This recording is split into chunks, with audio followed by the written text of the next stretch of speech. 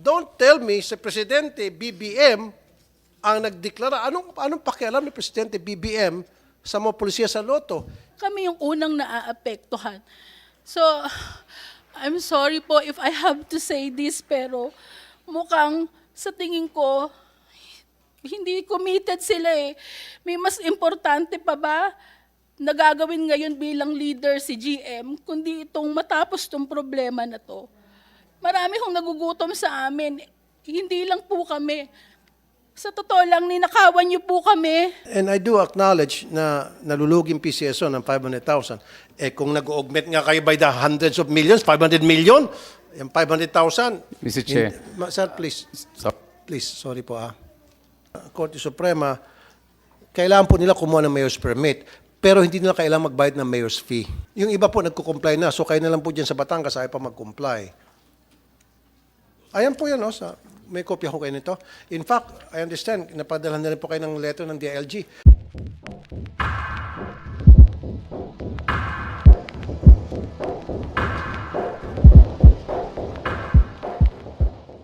Attorney Pagano, yeah, I remember, pwede naman gamitin ulit yung legacy fixed terminal at gagawa ng study, pag-aaral, yung PCSO, si GM mismo nagsabi niyan. So, ito pa rin nyo yung pangako nyo the last time, yung sinabi nyo last time. Ang akin po kasi talaga, Attorney Pagano, 2,000 of them na wala ng hanap buhay. And sino po to sila? Sila po yung mga retirees, mga OFWs, mga maliliit na kababayan natin na gustong kumita sa pamagitan nitong pagiging agent, outlet agent ng PCSO. Tinanggalan nyo ng negosyo ng hanap buhay. Kawawa naman. Ibalik po natin yon. At sabi ka, nung last time ni GM, ibabalik daw. So ang tanong ko, when? Sabi mo, it will take some time. So how long is some time? Mr. Chair, just to correct Ms. Javier, there was no statement na imposible or hindi gagawin. Like I mentioned earlier, it will take the supplier 8 to 10 months. This is the provider, where we are going Okay, sige, to 8 to 10 months. Yes. So in 8 to 10 months, may babalik na sila And this sa is not the operation. legacy system. This is the PLS, the Philippine Lottery System. Why PLS? Samantalong na last time, sabi ni GM, yung legacy fixed terminal pa rin. Pag-aaralan nila, titingnan nila kung anong pwede magawa doon para ma-incorporate sa present system ngayon. Okay. Let me say, just for the sake of this hearing, Mr. Chair, that we will be able to ask the owner of those Lotto terminals, which is PGMC, because Ms. Javier said that they prefer PGMC. Assuming that those terminals are still in working order, ang next sasabihin na naman nila, luma na to, palpak to. So actually, Mr. Chair, this is a management decision of PCSO that we are studying the possibility of just getting new terminals. Because what Ms. Javier is saying, we'll use the legacy system, which are old terminals of PGMC. Yun po. And then, if we will use that, may problema na naman po yung terminal na yon, mananagot na naman kami. So what it's actually, Mr. Chair, as already stated by GM Robles last time, the legacy system or terminals are actually end of life already, Mr. Chair, and is not compatible with the Philippine lottery system. So if you look at... I know, I remember that. Pero sabi niyo, pag-aaralan niyo kung paano ma-incorporate itong Yes. legacy fixed terminal Well, sa we- present system Yes, from the last para hearing- mapagbigyan sila. Yes, from the last hearing, Mr. Chair, may I already inform this committee respectfully that we studied already the possibility of using the legacy terminals, and it is no longer feasible, Mr. Chair. It is not to the best interest of government. So if it's no longer feasible, meaning bibigyan niyo sila ng bagong terminal. At, That's at what yung I was sinasabi niyo, it might explaining. take 6 Yes. to 8 months. 8 to 10 months. 8 to yes. 10 months. Yes, Mr. Chair. Ms. Javier, 8 to 10 months? Mr. Pulay? Chair, may I allow our SOCMED to Yes, speak of with course. regards kasi Ma'am pioneer agent Clarissa po yan. Imperial, social media ng Pulay. Good morning po, Mr. Chair. While we really talaga pong ina-acknowledge naman namin yung effort ni PCSO about yung bagong system na gagamitin namin, sana naman during your studies, na ginawa. Sana kinonsider nyo po yung mga lotto agents. We are renting po ng mga pwesto at hindi lang 1,000, 2,000. Most of us, more than 10,000. Imagine niyo po, kung 10 months po kaming tetenga na nagbabayad po kami ng renta at hindi pa namin alam kung kailan talaga yon, talaga po nakakasama ng loob, Mr. Chair, kasi hindi lang naman po talaga 2,000 na lotto agents ang naapektuhan.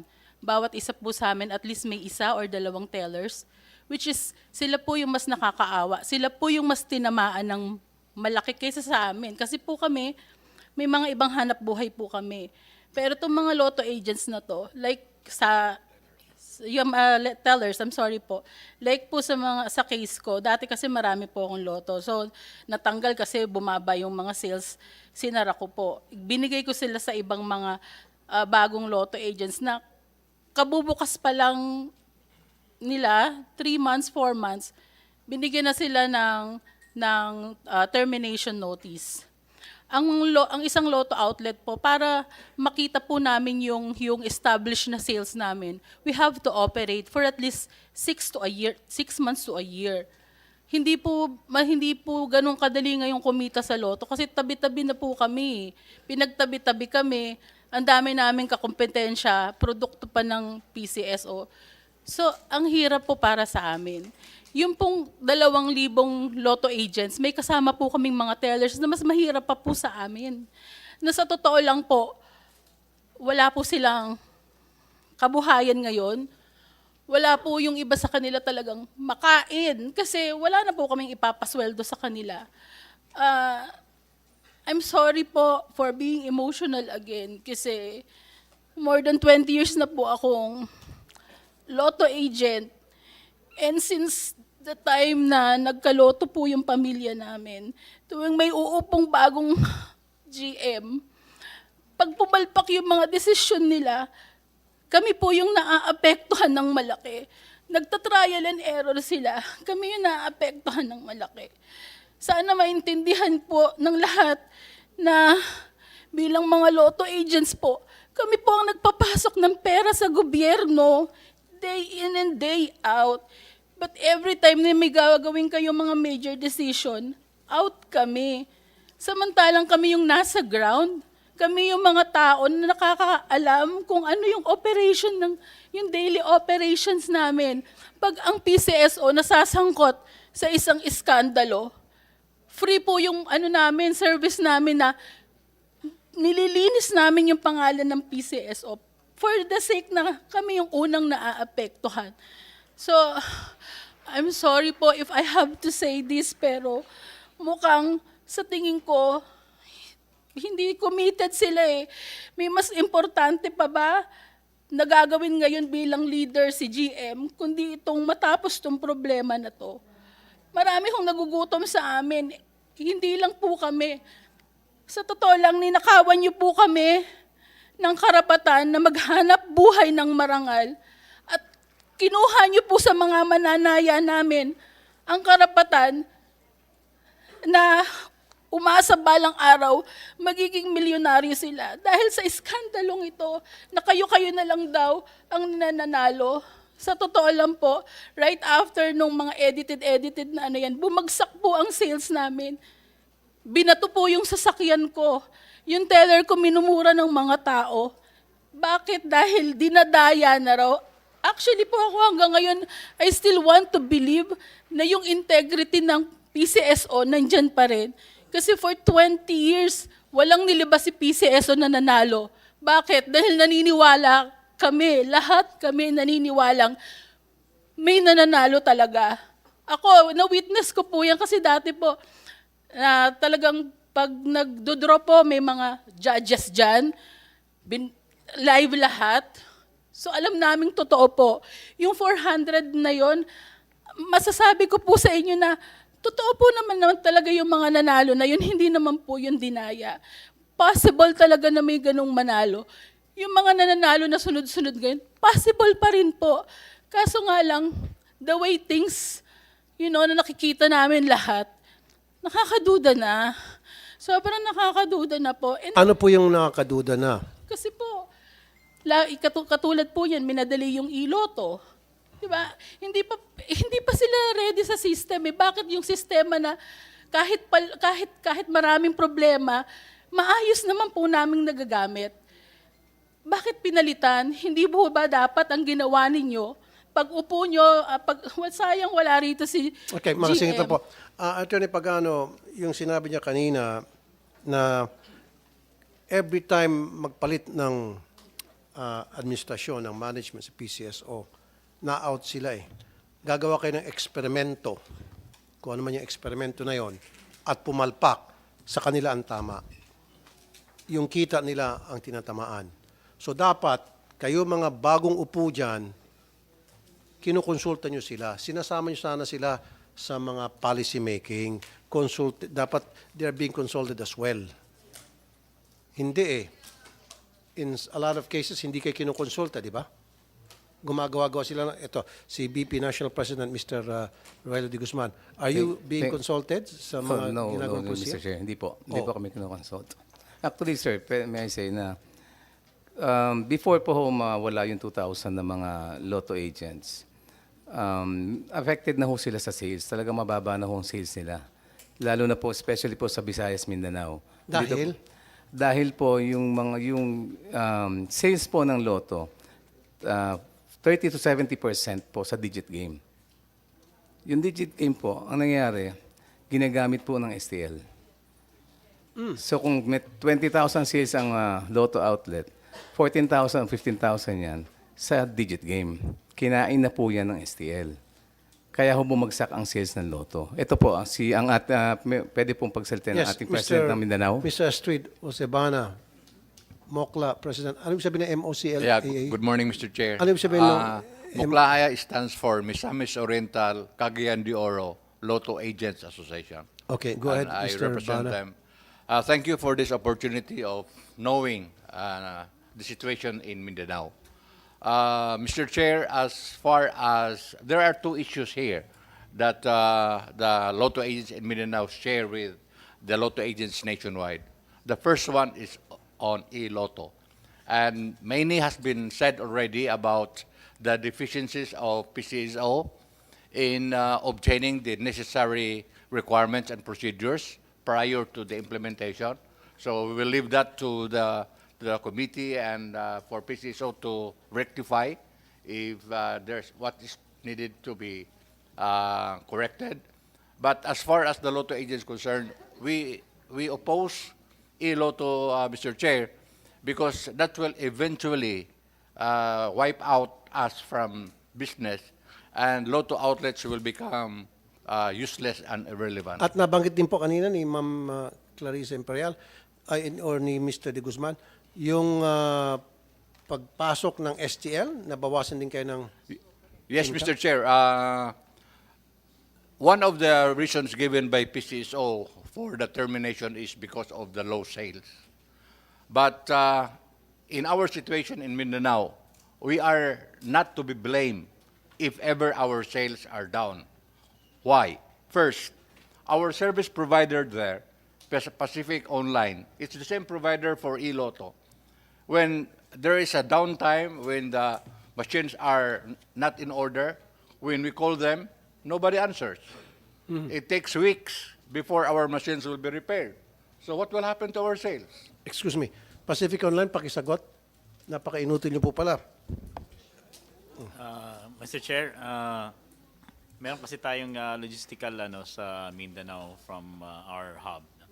So, nagkaroon din ng mga resignees, yung nagkataon na wala tayong mga personnel at the time. Isa lang yung naka-assign sa Cagayan area.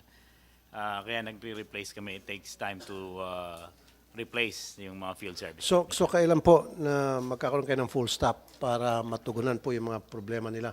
Mr. Chair, wala na po kaming staff ngayon. It's PLS na po. Na-decommission na po kami. With the introduction of the FLX, Your Honor, so the machines of being used by Pacific Online is not anymore being used. But in the past, prior to the FLX, we are using those machines, and which are defective. And there's a joke among ourselves that we call the the hotline, it's a cold line because nobody answers, and it takes weeks to. Okay. So that's the first reason, Mr. Chair. The second one is when STL was implemented, bettors of the digit games, because I would like to inform this committee that 80% of our total sales is on digit games, particularly 3D. So when STL came into the picture, naturally bettors go to STL because the minimum bet in STL is 1 peso, while the minimum bet in the Lotto outlet is 10 pesos. Aside from that, the payout in Lotto is 4,500 for 10 peso bet. In STL, for 1 peso, they are being paid 650 or 6,500 for a 10 peso bet. So nobody goes to us anymore. So, and then the So, third, in short, Attorney Pagano, so hindi niyo po pwedeng sisihin yung mga operators ng Lotto outlets niyo kung mababa yung sales nila dahil kayo mismo ang dahan-dahang pinapatay sila sa pamagitan ng paglagay ng STL. Have they been consulted bago nagkaroon ng STL? Mr. Na Chair, napagbotohan mo ba ito? actually, these are the same issues that were raised before STL was even launched, Mr. Chair. May I just, because at the time I was not yet there. Kailan na-launch yung STL? 2000? Okay, I know it was before your term. Yes, I yes, understand but, that. But actually, Mr. Chair, all those sentiments regarding STL were already raised during the STL, during the Anyway, hearings. sorry ma'am. In short, tama nga naman naintindihan ko sinasabi nila. Kayo dyan sa PCSO, come and go kayo eh.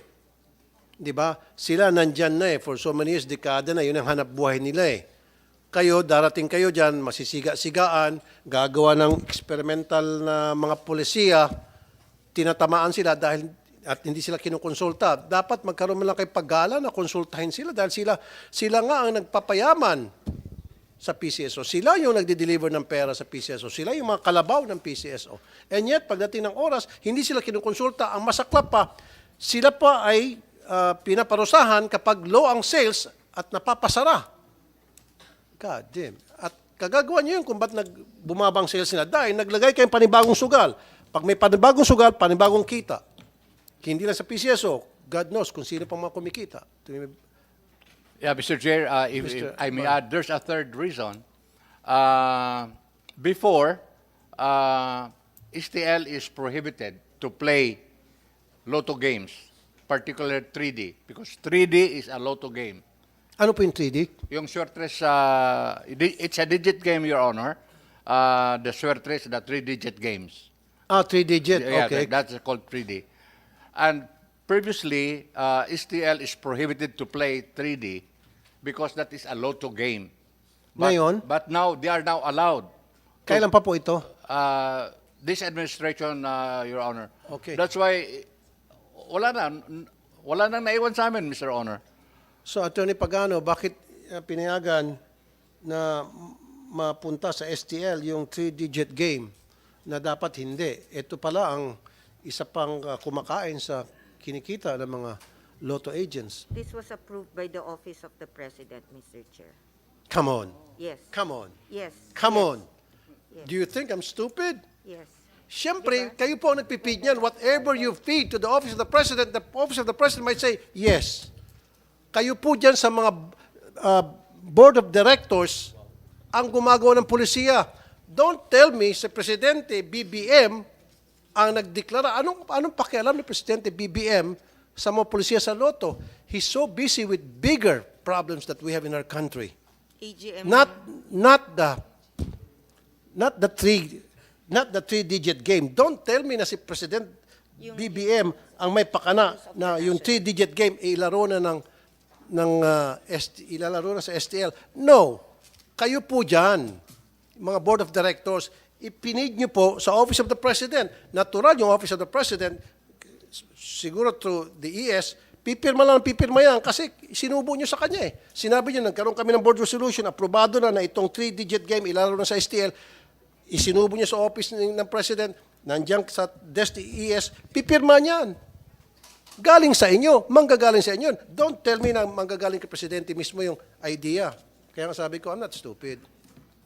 Anyway, ang sa akin po, nakita ko aping-api talaga to mga lot outlets natin.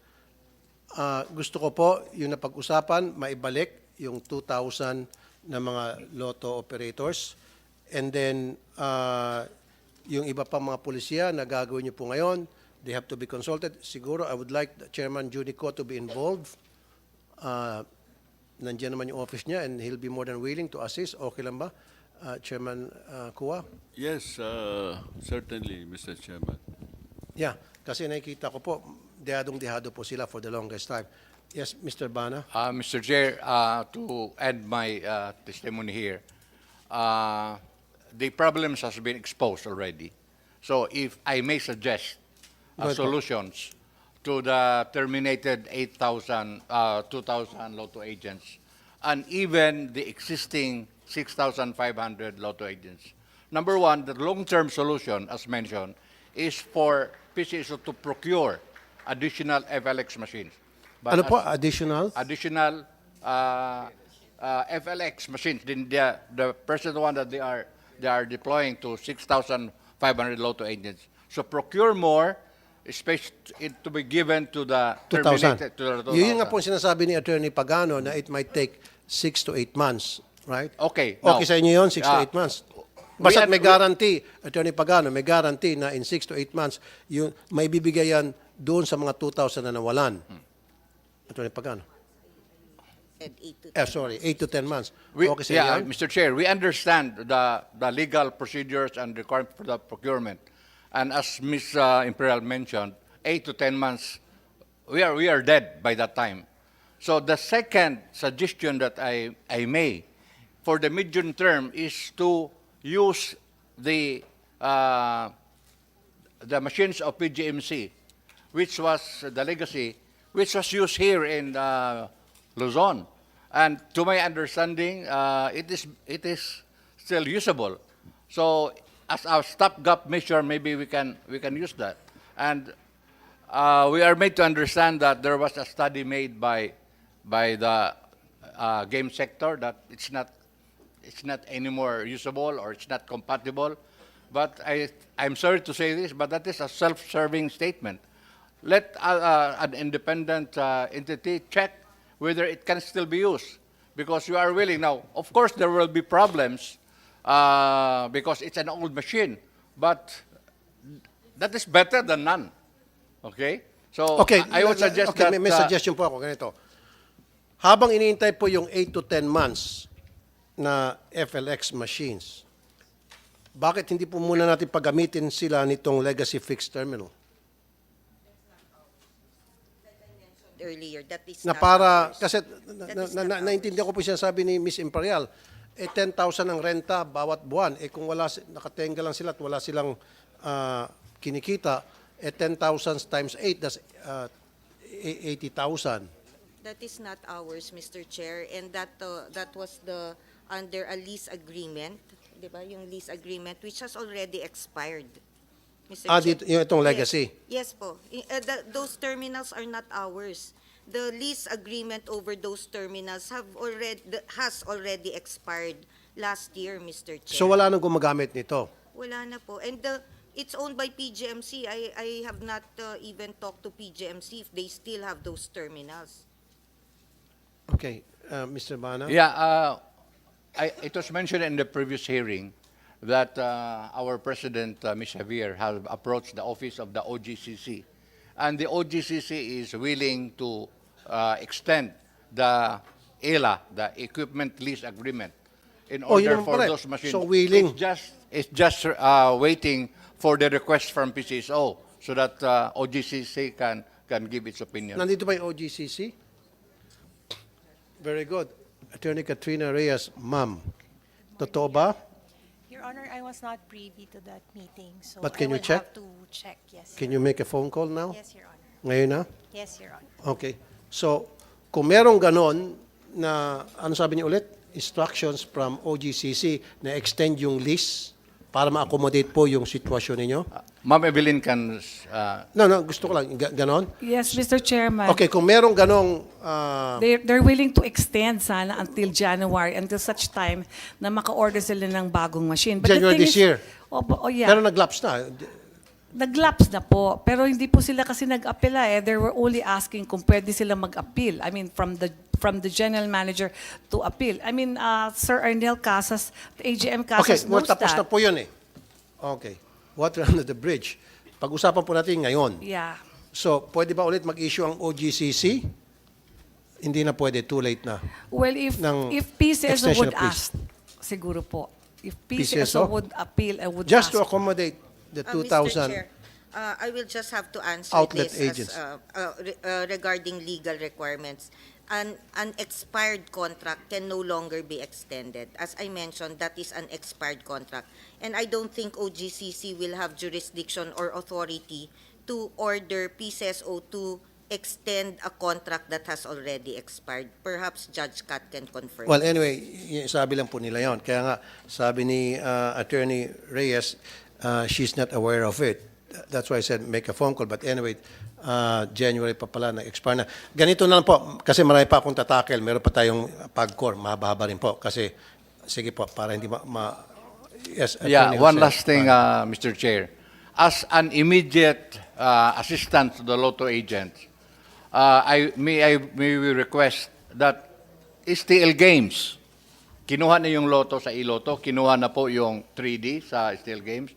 We request that STL Games can be played inside Lotto outlets, and that will make us survive until such time that the FLH machine will come in. Pero yung STL, may mga operators yun.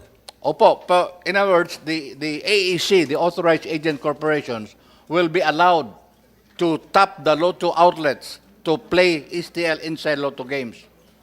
Then we will survive. Okay, social media ng Pulay. Mr. Chair, yung request po namin na yung STL, sana sa amin na lang, kasi may mga pwesto po kami. Actually po, nagka-STL po ako dati sa loob ng loto ko. Kasi may tumabing STL sa loto ko. Sabi ko, ipasok nyo sa akin. Ang problema sa STL kasi minsan illegal, minsan legal. Hindi namin alam kung alin ang O yan, legal. kasi karamihan sa mga STL, may-ari, mga gambling lord din eh. O kaya po, ang pakiusap lang po namin, yung immediate na makakatulong po sa aming mga lotto agents is yung STL, ipasok na lang po sa loob I don't know ng the legal lotto. technicality Yun about lang that kasi po yung ang- STL may mga kontrata na yan at Attorney Pagano, possible ba yung request nila na pwedeng magtaya ang STL doon sa mga machines nila? Legal nga po yun eh. Actually, Mr. Chair, the STL has a separate IRR which has already been in place since the time it started in 2017. Iba rin po ang draw court ng STL, kaya I'm not really familiar with the procedure that they are proposing because STL has its own draw court. And it is required that they are 200 meters away from the Lotto outlet. So yung pag nagpapataya ho sila ng STL doon, illegal nga ho yun eh. Bawal ho Okay. yun. Ganito lang po, sorry kasi meron pa po tayong pag-core. Okay.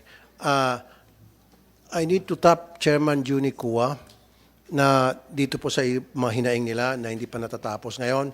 Continuous investigation gagawin natin with your help na kayo po magtutulay sa PCSO, sa GM's office at kung ano pang departamento sa PCSO to help them out, Chairman Kua, because I believe in your credibility. I really do. Thank you. Thank you, Mr. Chairman. If tasked by your honor, I certainly will be more than willing to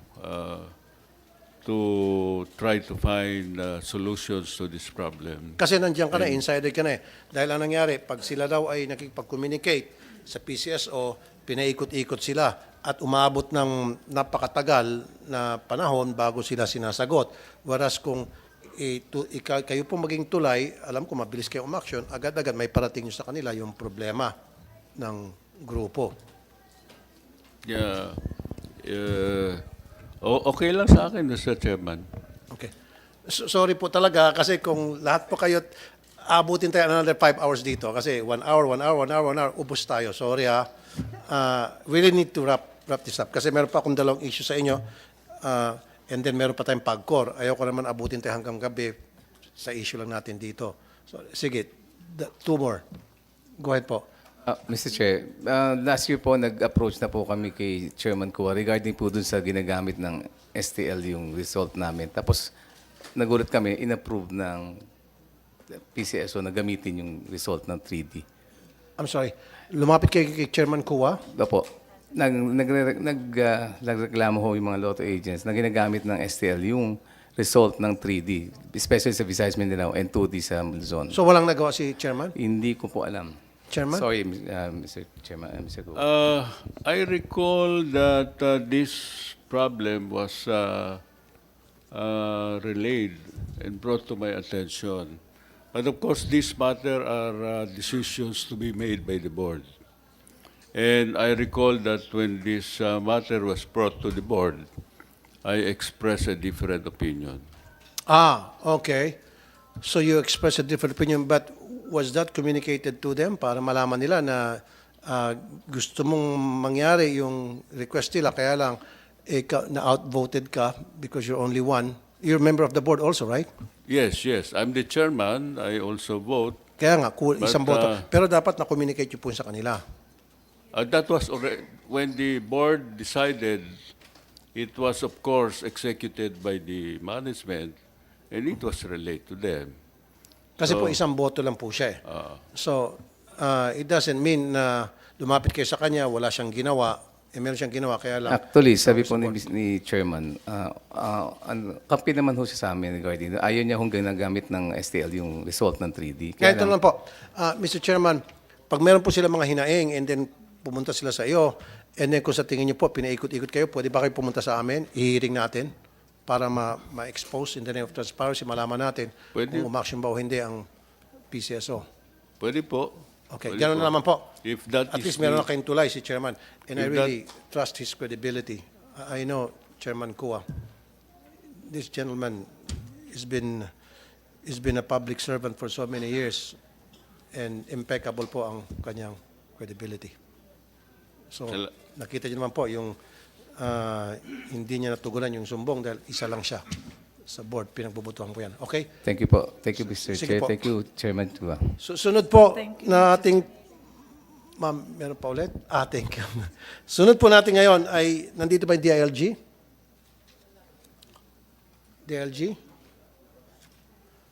Did we invite DILG? Isabina nga natin yung DILG. We have to issue a subpoena sa DILG. Itong mga taga-DILG, anong nangyari? Sabi, on the way? Walang DILG?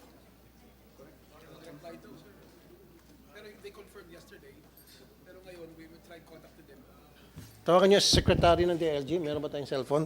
Can you call him? Grabe naman itong mga taga-DILG na to. The reason why we need to talk to the DILG, dun sa sumbong pa ng mga members ng Pulay, na pinagbabayad ng business permit ang mga outlets. Samantala meron desisyon ang Supreme Court na hindi na dapat. Diba? So, bakit itong mga taga-LGU, dapat to the DILG, ayaw sumunod? Meron ba taga Batangas dito, LGU? Kayo po, City Legal, Batangas City. Attorney Sani Jose Rica Blanca. Good morning, Your sa'yo. Honors. Okay. Attorney Rica Blanca, hindi niyo po nirespeto itong desisyon ng Supreme Court? Your Honor, good morning. First, we would like to clarify, Your Honor, that we are only imposing a mayor's permit fee at a fixed rate of 5,000 pesos. We are not imposing a business fee based on the commissions earned of the lotto agents, Your Honor. And we have reviewed all the jurisprudence that have been cited by the PCSO and the letter sent to us by the PCO's Vice Chairman year 2022. And we believe, Your Honor, that these cases are not applicable to the issue at hand. Dito po sa desisyon ng Korte Suprema, kailangan po nila kumuha ng mayor's permit, pero hindi nila kailangan magbayad ng mayor's fee. Yan po yung nakalagay dito eh. Yung iba po nagko-comply na, so kayo na lang po dyan sa Batangas, ayaw pa mag-comply. Ayan po yan, may kopya ko kayo nito. In fact, I understand, napadala na rin po kayo ng letter ng DILG. O yung DILG nagpalabas na ng kanilang opinion. Kaya nga gusto ko nandito yung DILG para yung DILG mismo magsasalita at magsasabi. Kaso itong DILG, hindi sumipot. So, ito po, wala ba kayong kopya nito? Your Honors, meron po, nakatanggap po kami. Okay. And we have already submitted our position paper yesterday, Your Honor, Okay. answering those Position paper jurisprudence, Your Honor. na hindi nyo susundin itong Supreme Court decision na sinasabi, okay lang magbayad sila, mag-apply sila ng mayor's permit. Okay lang yon. Pero hindi na dapat sila kailangan pa magbayad ng mayor's fee. Ito yan eh. Kasi maliit na nga lang kita nila, sir. Kita mo, hindi ka ba naawa? Kanina pinag-usapan natin na kinakawawa sila. Nandiyan pa yung STL na papatay na yung kanilang kita, na yung 3-digit, etc., etc. Tapos sisingilin pa sila ng 5,000. Wag naman. Okay lang yun, sisingilin sila po yung sa environmental, sa garbage, o yung fire inspection. Ako ano naman tawag doon? Regulatory fees po. Regulatory fees, okay lang yon. Okay sa inyo, di ba? Yung sa mayor's fee, ang malaki, 5,000. Dapat tablado na yon kasi yun ang sinasabi rito. Supreme Court decision. Sumunod po kayo kasi kung hindi, makukontem kayo. 5,000 lang, marami pa naman dyan mga negosyo sa Batangas na pwede niyo po sigurong, di ba, patawan ng mayor's permit fee. We will look into it, Your Honor. And we Thank you. submit, Your Honor. Thank you very much, Attorney Sani Jose Rica Blanca, at thank you in advance dun sa iyong mayor. What's the name of your mayor, sir? Beverly Rose Di Macuja, Your Honor. Okay, thank you in advance kay baby Mayor Rose. Thank you. Okay, isa na lamang. Parang ayaw ko nang banggitin to, pero since nasa agenda, itong mga kabo ng STL na napag-usapan no last time. Itong STL, galit sila sa STL eh. But anyway, trabahador din to, yung mga kabo na walang SSS, Pilat Pag-ibig. Di ba nung nag-hearing tayo nito many times, many months ago, sabi niyo magkakaroon na po, sinulatan niyo ako ng pag-PCSO, magkakaroon na po ng benefits yung itong mga kabo kasi ito naman talaga ang kumukolekta ng taya, kubrador, umulan man, uminit, pag nagkasakit, wala silang pambayad sa hospitalization, magmamakaawa pa sila sa mga STL operators, kuminsan nakakatikim pa sila masakit na salita. So, ano na pong status itong mga kabo? Meron na ba sila mga benefits? Actually, Mr. Chair, for an STL to be able to operate, they have to submit SSS and PhilHealth coverage of their employees. However, for the AACs, the cabos and cobradores are actually not regular employees. They come and go, Mr. Chair. Meron yung housewife, papasok siya ngayon, mangongolekta siya, tomorrow wala na po siya. So, to be honest, Mr. Chair, it really depends on the legislative bodies to pass the requisite law regarding this because this involves SSS and PhilHealth. There are provisions of the SSS law. In fact, if you don't cover your employees, that's a criminal case, as well as the PhilHealth law. So, unfortunately, project or mga Attorney intermittent Pagano, employees ma'am. are not covered. Ma'am, for the second time, Yes, please sir. don't make me stupid here. No, Mr. Okay, Chair. ma'am, yung sinasabi mo, totoo yun. May mga housewife, come and go. Pero that's only 1%. Yung 99%, they stick. Sila pa rin po yung nangongolekta. Kaya nga po, kumikita po ng bilyones, ito po mga STL operators. Kasi kung sila come and go yung kanilang mga kolektor, hindi sana kikita silang ganong kalaki. Kaya sila kumikita ng ganong kalaki dahil may mga suki-suki na yan. Yung mga kobrador kabo, may mga suki na yan. Yung pagtataya nila, regular na. So, ma'am, kailangan po talaga magkaroon ng benefits to mga kabo. Kailangan po. Siguro pwede niyo po ilagay doon sa kondisyon sa pagbibigay ng prangkisa sa mga STL operators na dapat merong SSS Pill Pag-ibig ang inyong mga kabo kobradores. Pag hindi, kakansilin ng inyong pong prangkisa. Ganun lang po yun. Kung gugustuhin, maraming paraan. Kung ayaw, maraming dahilan. Di po ba, Madam Attorney? You're a lawyer. Okay, ma'am? So, gusto ko po sa susunod na hearing, meron po tayo makikitang concrete document na decision na talaga magkakaroon na po ng benefits ng mga kabo. Kasi itong mga STL operators, and you will agree with me, some of them are gambling lords. Really. Some of them. Bong Pineda, ang daming STL. Kilalang gambling lord yan. Di ba? One more Magsasalita thing, on behalf of the Mr. Chair. on behalf of the Cabos? Yung pong cancellation po, ang problema ho namin up to now. Kasi po talagang malaki hong problema ho lahat ng mga lotto agents, lotto tellers yan eh. Kung Ano po, sinasabi, cancellation? yung cancellation po, ng ticket cancellation, Okay. yan po yung pinakamabigat na Okay, isa pa. But thank you. Hindi na lista ng staff ko dito. Ticket cancellation. Attorney Pagano, nangyari, nag-aabono yung mga teller. Nagbigay ng example, hindi naman kagustuhan nila na ikakansilin yun kasi yung mananaya, sabi, ayoko yung ticket niyan, mali yan, hindi yan ang tinayaan ko. Sila nagbabayad. So anong Actually, Decision Mr. natin Chair, dyan. as mentioned to you by GM Robles last time, the reason cancellation was stopped is because PCSO was losing 500,000 per day. I think if you remember, Mr. Chair, I was here also during Okay. that hearing. 500,000 pesos per day. PCSO was losing that kind of money. It was there was a time that it amounted to 17 million pesos for a month. Now, I understand the plight of the tellers, especially the tellers, not the agents, Mr. Chair. But what we are looking into now is that we will allow cancellations under very stringent requirements. That it Okay. is not as simple they deduct the cancellations from their sales. There is a process, Mr. Chair. The Commission on Audit, we've already consulted the Commission on Audit. This is similar to a money claim against government because a cancellation is deducted from the sales, Mr. Chair. Like mentioned by GM Robles last time, mas marami pa ho ang cancellations kesa sa sales nung isang lotto agent na to. I hope they will let me finish my statement, Mr. Chair. Regarding cancellations, we are looking into already the return of the option to cancel, but under very stringent requirements. It will be on a basis of reimbursement. It will have to be looked at, validated by our branch manager or our personnel, and then it... Ma'am, napakahabang proseso yan. Yes po. Ang sinasabi nila last time, kung maalala ko, bigyan sila ng window na they're able to cancel that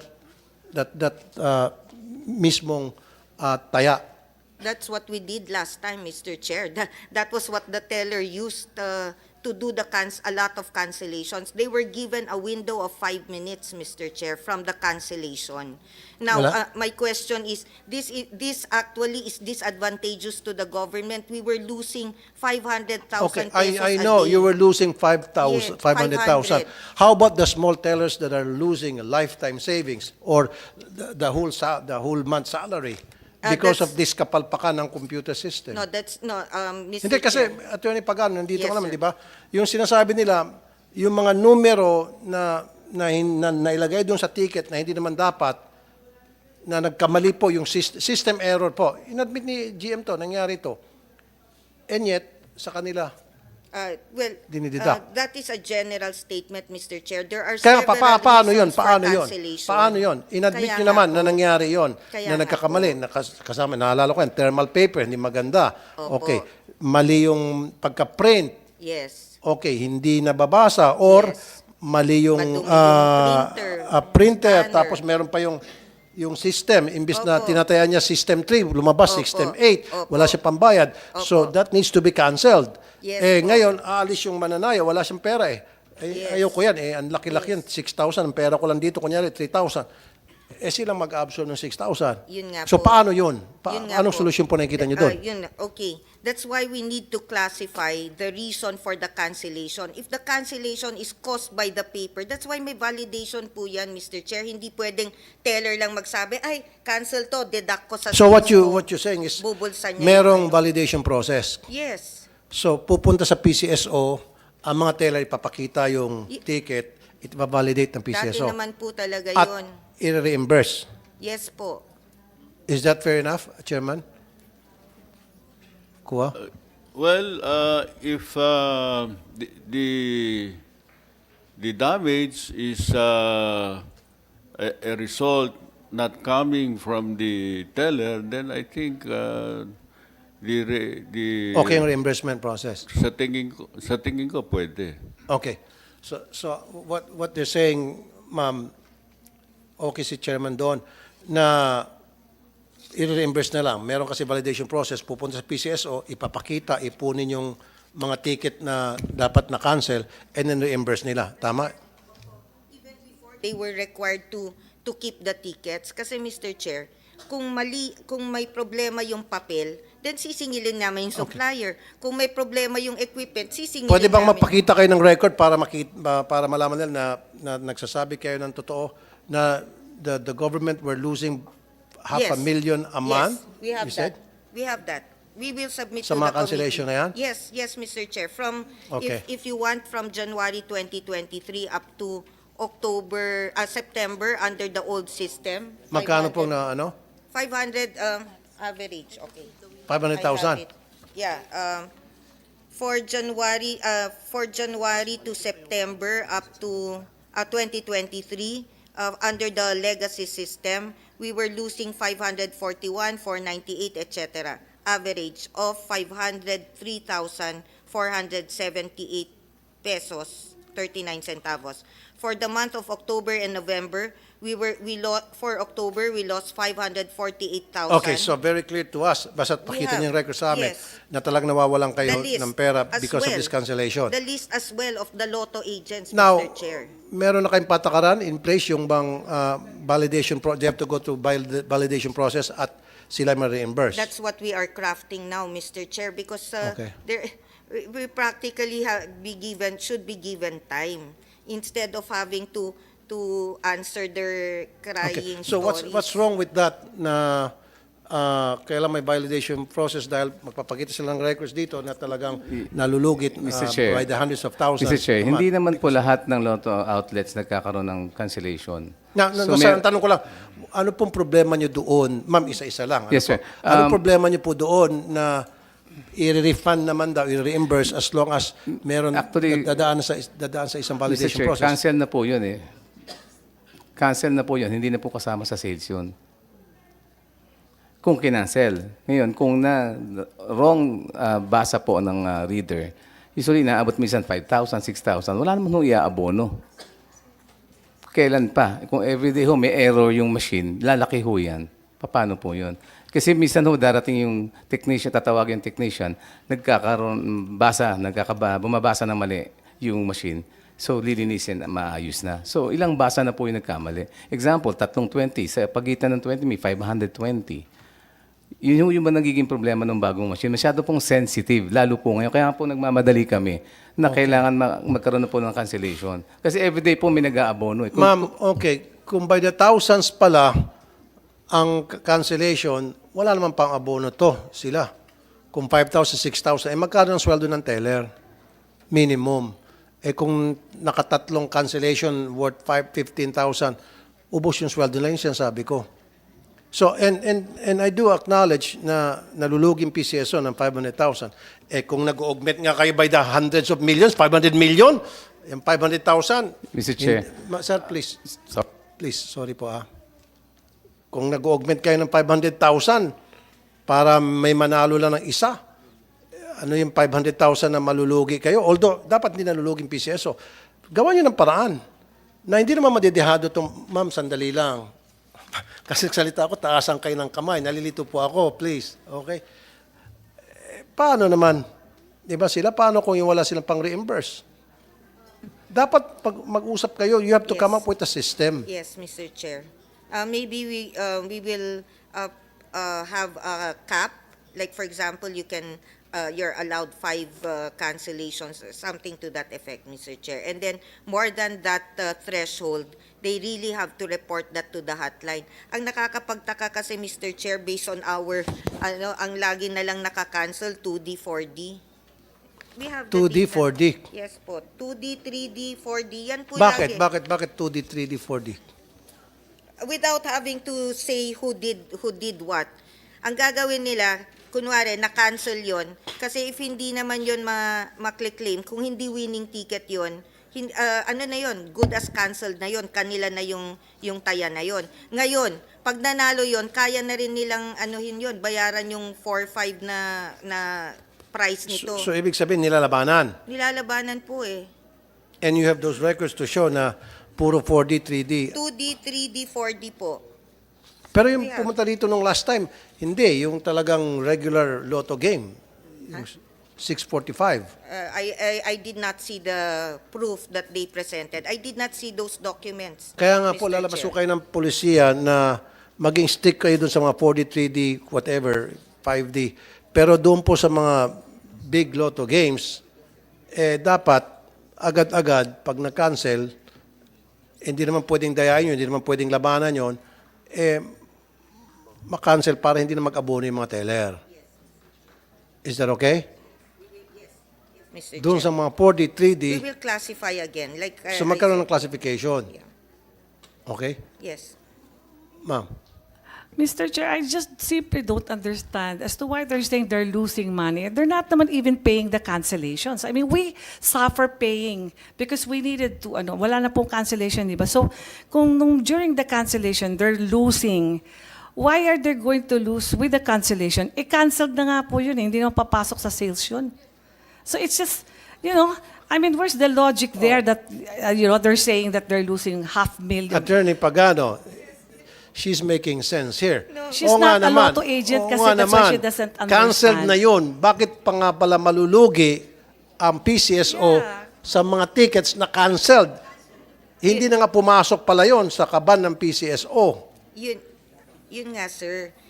They make it appear that it was canceled and they deduct that, okay, you have sales, example. Example, sir. Magbigay ako ng example. Wait. Ito. Oh, let's say, para hindi masyadong malaki, 4D, ang sales niya, 6,160 pesos. Okay, Na may 6,000, cancel siya, may cancel, Mr. Chair, 5,760 pesos. Okay, So, tama na.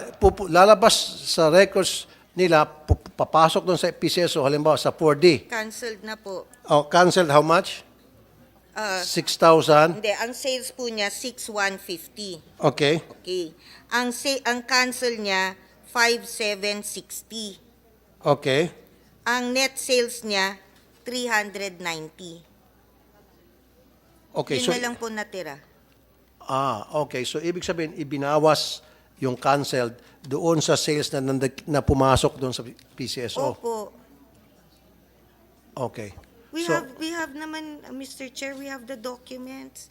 We're not making this up. It's not as if we can make up all this data. Okay. Siguro po, kailangan din natin ng third-party auditor na titingin dyan para tingnan yung records ninyo, babanggain doon sa records nila. Okay?